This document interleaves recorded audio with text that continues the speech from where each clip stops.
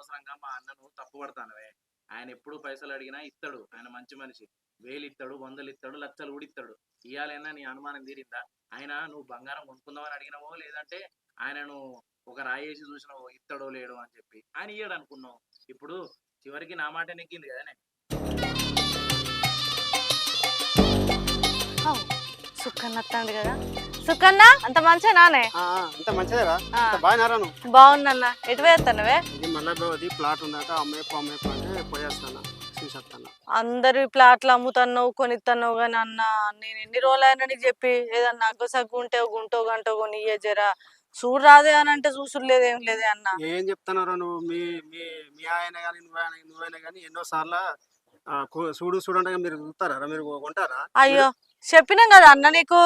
అరే చెప్పుడు మాటగా మీరు ఫోన్ల మాటగా ఎక్కడైతే వరకు అయితే వచ్చి మాట్లాడుకుంది లేదు బయాన పెట్టింది లేదు కొనేది లేదు. మొన్న మీ బావ మొన్న చెప్పి నిన్న బయాన పెట్టిండు. ఏంది మా బావ మొన్న చెప్పి నిన్న బయాన పెట్టిండు? అవును ఫ్లాట్ కొంటాడా? నా దగ్గర